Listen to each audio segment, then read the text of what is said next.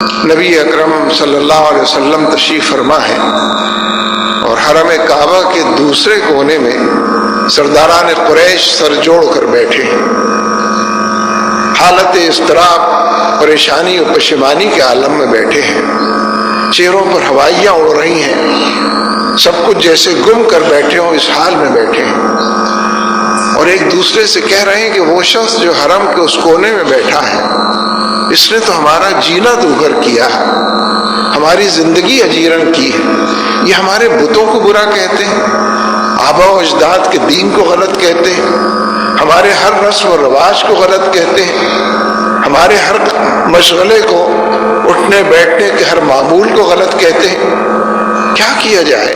اس شخص سے کیسے نجات پائی جائے؟ کس طرح اس کا علاج کیا جائے؟ سرداران قریش اس ایجنڈے پر بات کر رہے تھے، باہمی تبادلہ خیال کے ذریعے اپنے اضطراب کا، بے چینی کا، پریشانی کا ذکر کر رہے تھے کہ عتبہ بن ربیع ان میں سے اٹھ کر کھڑا ہوا اور اس نے کہا کہ سرداران قریش، اگر میری بات مانو اور مجھے اپنا سردار جانو تو میں تمہاری اس پریشانی اور فکر کو ان سے جا کر بتاتا ہوں جو حرم کے اس کونے میں بیٹھے، اشارہ نبی اکرم صلی اللہ علیہ وسلم کی طرف، پھر جو کچھ وہ کہیں تمہیں آ کر بتاتا ہوں۔ کیا عجب کہ کوئی زندگی گزارنے کا طریقہ ہاتھ آ جائے، کوئی نقطہ اتفاق ہمارے ہاتھ لگ جائے اور معاشرے کو ایک بار پھر ہم امن کا گہوارہ بنا لیں۔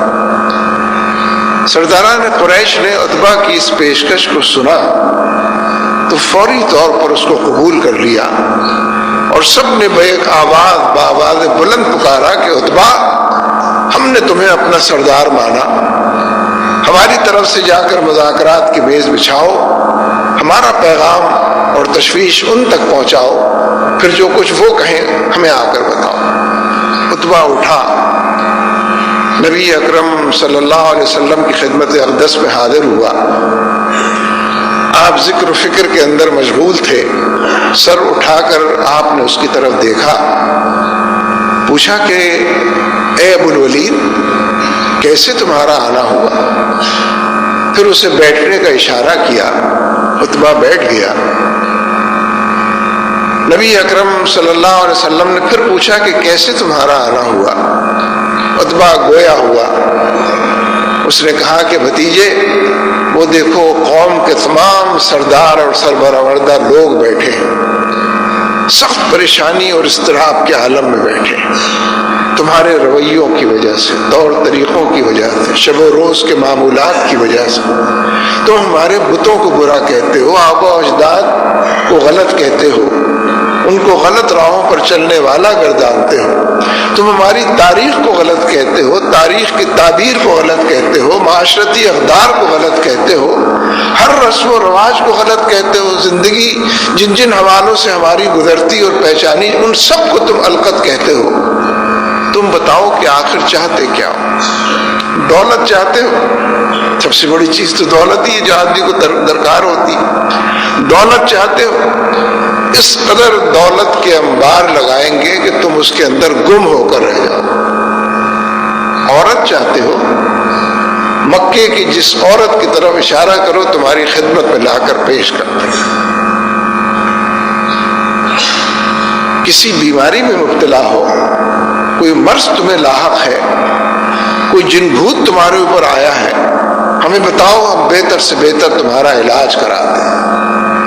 نبی اکرم صلی اللہ علیہ وسلم عتبہ کی ان خرافات کو خاموشی اور صبر اور حوصلے کے ساتھ سنتے رہے اور پھر پوچھا کہ عتبہ، تم نے اپنی بات پوری کر لی؟ اس نے کہا کہ ہاں بھتیجے، میں نے اپنی بات پوری کر لی۔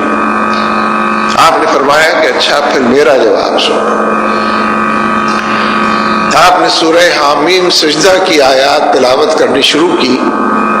آیت سجدہ آئی تو آپ سجدے کے اندر گئے، سجدے سے اٹھ کر بیٹھے اور پوچھا کہ ابو الولید، تم نے میرا جواب سن لیا؟ اس نے کہا کہ ہاں سن لیا۔ سرداران قریش دور سے بیٹھے اس منظر کو دیکھ رہے تھے۔ اس نے کہا کہ ہاں سن لیا۔ عتبہ وہاں سے اٹھا، सरदारान कुरैश की तरफ लौटा। सरदारान कुरैश ने उत्बा को अपनी तरफ आते देखा तो एक दूसरे से बामदाद सरगोशी कहा कि अरे ये तो वो शख्स है ही नहीं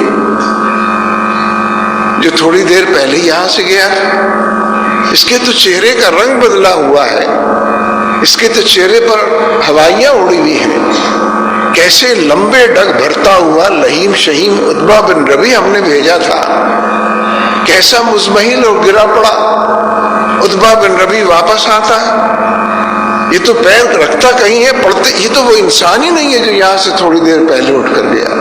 बांदाद सरगोशी चेमगोइयों के अंदाज में उसकी आमद के हवाले से तबसरा सरदारान कुरैश कर रहे हैं।